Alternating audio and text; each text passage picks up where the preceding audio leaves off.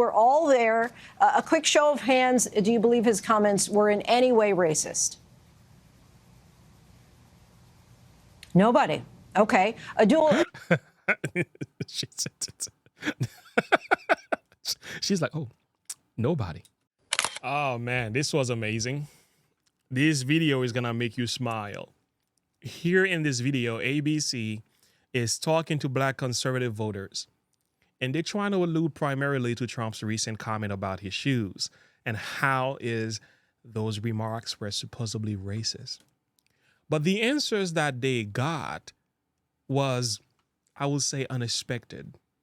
That wasn't what they were thinking, because here are some black people with some dark-skinned people. We don't all see things in the same way as those supposed black Democrats or white liberals will love for us to think. Here are thinking black men who sees things primarily from a policy perspective, not from the perspective of skin color and emotionalism and radical stuff. No, there goes some thinking people with brain that are actually working. Why? Because they're able to make sense of reality and not get hoodwinked and confused and flim-flam by democratic propagandas. Now, here is the thing. I want to share my thought with you in the end. I'm going to watch this video from start to finish. It's going to make you smile. If you happen to be new to the channel, like and subscribe to the page. Click the bell icon for more. Share your thought and perspective with me. I want to hear from you. Let's get to it. Former President Trump has been courting black voters, some of whom have started to reconsider their support for President Biden. But Trump's comments on Friday at the Black Conservative Federation Gala in South Carolina is leading to controversy, with some calling the remarks racist. Take a listen. And a lot of people said that that's why the black people like me, because they have been hurt so badly and discriminated against. And they actually viewed me as I'm being discriminated against. It's been pretty amazing, but it possibly, I don't know, maybe there's something there. That was said in front of hundreds of black conservatives. What was their reaction? We're joined now by 4 black Republicans who were all in the room. Abdul Ali, Operations Director at Frederick Douglass Foundation of North Carolina. Tia Bess, National Director of Engagement for Moms for Liberty. Kevin McGarry, co-founder of Every Black Life Matters. And Sharice Lane, a student at Florida A&M University. Thank you all so much for joining us. The Federation just responded, saying in part, Black Americans are waking up to the reality that the Democratic Party has taken advantage of them, and the media and the party are terrified. Our community supports the policies of President Donald J. Trump and knows full well that life was better 4 years ago under his administration. No amount of media deception or liberal race baiting will sway the minds of black voters who will cast their ballots this November for safer streets, a better financial well-being, a secure border, and a complete rejection of Joe Biden's disastrous Amen. I just want to pause to say amen. That sounds like something I would have written as well. Great. tenure. So you all were all there. A quick show of hands. Do you believe his comments were in any way racist? Nobody. Okay. Abdul. She's like, oh, nobody. None. None. Nobody. Okay. Abdul, what were your thoughts that night when you heard these comments during the event? Epic. Epic. It's about time that somebody started telling the truth. I mean, he's only speaking to what some black folks have experienced for a very long time, which is a disastrous justice systems in many cases. And ultimately, we can all see this playing out right in front of our very eyes. I wasn't offended or didn't feel like anything he said was racist in any way. Former President Trump also made a statement about his mugshot taken as part of his Georgia case. Let's take a listen to that. And you know who embraced it more than anybody else? The black population. It's incredible. You see black people walking around with my mugshot. You know, they do shirts and they sell them for $19 a piece. Kevin, Tia, I want to bring you in here. Do you feel that that comment was in any way off color? Not at all. I mean, you know, the reality is that, you know, we see a president that has been prosecuted and persecuted. And a lot of people in the community, especially in the black community, who have felt that there's multi-tiers of justice are seeing that played out in front of their very eyes. And they're saying, yeah, I can relate to this guy. This guy is going through some things that either myself or my family have gone through. And this is a very relatable moment for a lot of people. So seeing this mugshot as a big, to the media and to the political pundits it's a big deal. And it really does resonate within the community. Tia, want to get your comments there. Well, no, I agree, especially coming from an education perspective. He didn't say, if you're not black if you don't vote for me. He was just stating the truth, and that's what sometimes we need to hear. For too long in politics, we've been lied to, and we need to hear the truth and have someone that we can relate to. Me personally, I don't think that's necessarily relating to blackness, but I do think that a lot of black people have gone through the criminal justice system, and it has been unfair to them. And I think that's what he was saying. Adul, you've said that you focus more on Trump's policies than what he actually says. But as we saw when he was president, his words do have tremendous power, even fluctuating the stock market just minutes after he'd speak. Do you think that his words shouldn't matter? His words absolutely do matter, and I'm less concerned with something said in jest, and I'm more concerned with the fact that we had a president who actually took on criminal justice reform with the First Step Act. And unlike the Biden administration and the Democrats, he set forth a platinum plan for black economic empowerment, something we've seen nothing of the sort from the Democrats. Kevin, your thoughts as far as, do you feel that there have been some policies in the past, well, while he was president for 4 years, that black people benefited from? Absolutely. And the number one policy, and the one policy I wish the mainstream media would cover, because it would give you a lot more credibility amongst your average folks, would be the policy that Joe Biden in his 1994 crime bill, when he says, look, we're going to get rid of these racial jungles. We're going to, basically target black and brown communities for a little $5 piece of crack. Going to send them to prison for 15 to life. And this has been going on. President Trump came in and saw the injustice that was perpetrated on the black community, especially. It was targeted. And he said, no, we're going to dismantle this. According to exit polling, former President Trump saw a 5% increase in the black vote from 2016 to 2020. Tia, I want to bring you back in here. What do you think is driving this increase? What specific Trump policies do you feel have helped black Americans?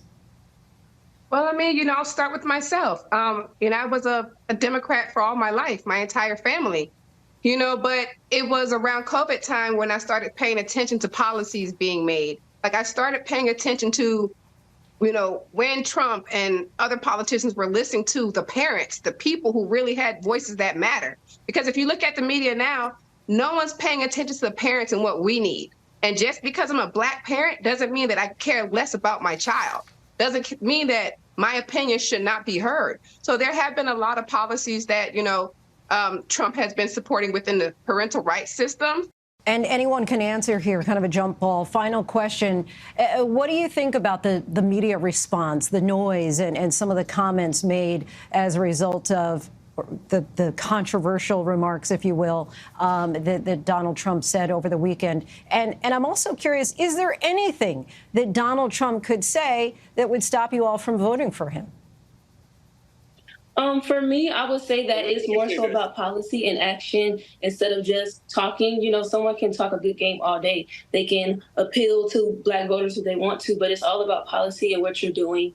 That really stands out to me. Like, for instance, there are two big policies that I agree with that he has passed, such as things on school choice. I'm pro-school choice, and I'm also anti-illegal immigration. I think that it does disproportionately affect black Americans, and I think that a lot of my counterparts would agree with. And I say that because those people are being sent to black communities. They're being sent to our hoods, our neighborhoods. Anyone else? Well, if Trump came out tomorrow and said, I want an unlimited open border, if he came out tomorrow and said he was in favor of late-stage abortion, if he came out tomorrow and said he doesn't think black people have the capacity to succeed in this country, then I wouldn't vote for him. But chances are he won't be saying those things, and chances are I'll be supporting him. Sharice, Tia, Adul, Kevin, we thank you so much for this lively and spirited conversation. Appreciate it. I appreciate that too. That was common sense at its finest. Why? Because black people have been used by the Democratic Party for such a long time in such an emotional manner, confusing them, not allowing them to think from cause to effect, using racism as a way to get them to vote emotionally. But what's going on here? Here come some people who are now thinking because they're able to see things. And I have to admit, man, even though I didn't like what was done during COVID, but I've come to realize one of the best things that had happened to us, despite all the losses and all the regulation and mandates, which was completely draconian in nature, I would still say thank God for COVID because it's opened the eyes of many people of what is really going on behind the scene. It has awakened the conscience of many people, including black people. Friends, there's a positive things to everything that happens in the world. And again, going back to what they've said, truth is what matters here, not rhetoric. Policies is what matters here, not supposed call for racism, not emotionalism, not radicalism. What matters at the end of the day are the things that are best for the country. Now, I do understand they're speaking from the perspective of black voters, but I will say we need to see things from the perspective of America because we are Americans at the end of the day. Whatever works for Americans work for all Americans. At least it's supposed to. It's supposed to work for the benefit of everyone. What is most significant about these videos and the reason why I've been sharing them because it shows what happens when a people begin to wake up. People begin to arise and acknowledge the reality that has been in front of them this whole time. People begin to realize that their enemies were not really their friends and the supposed friends were actually their enemies. It was shocking. Now they are now waking up to the reality.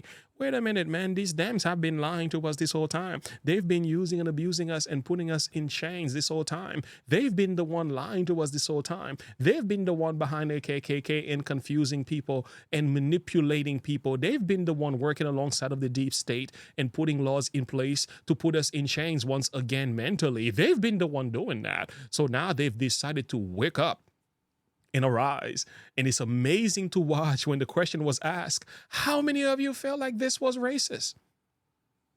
Not a single hand went up, showing that these people are beginning to think about the things that matters to them. And it's a fact, as you begin to grow, you start thinking more like a conservative. When you're young and you want to party and you're in college, you want to have fun, you don't think about these things, but when you start having families, you got taxes and bills and you got homes to deal with, oh, you got to conserve. And, so I just wanted to share that thought with you. And again, a final verse I want to say, first of all, one of the errors of the administration of Joe Biden and the weaponization of the three-letter agencies to carry out their dirty deeds, the error that he made, he failed to understand. Be careful how you treat your enemy. Because sometimes your enemy could end up winning the hearts of the people who were once on your side. Rejoice not when thy enemy falleth. Let not thine heart be glad when he stumbleth. Why is God telling us that? Don't rejoice when your enemy falls.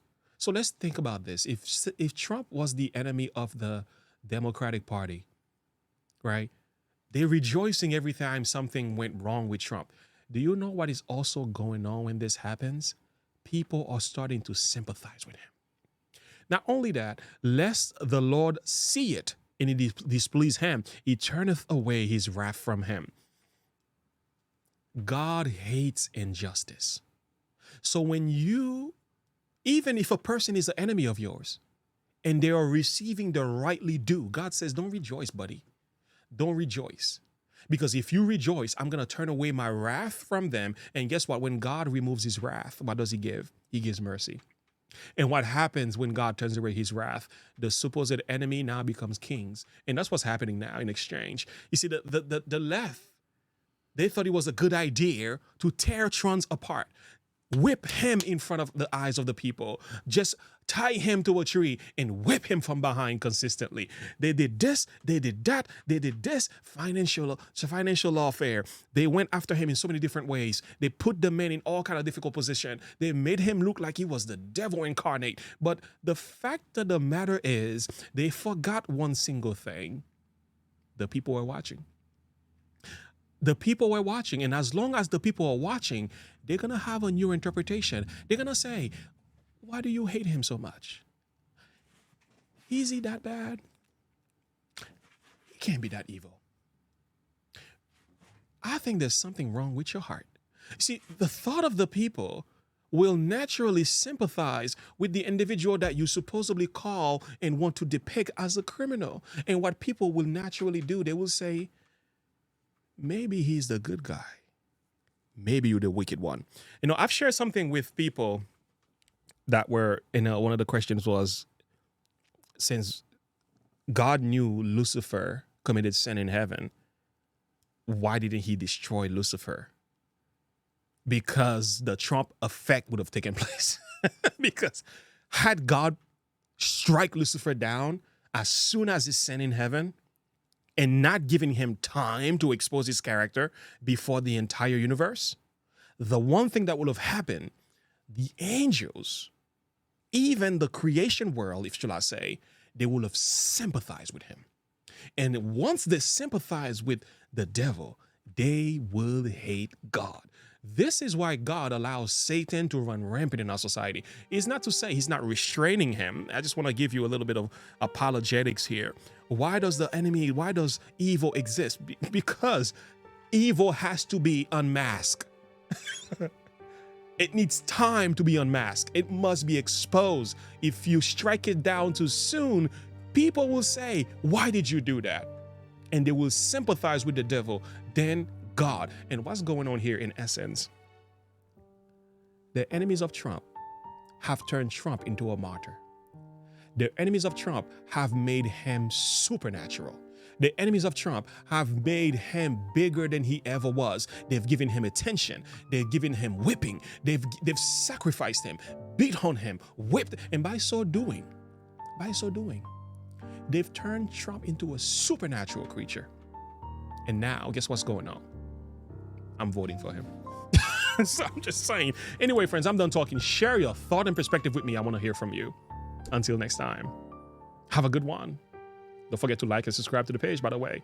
Make sure you click the bell icon for more. Have a good one. Bye.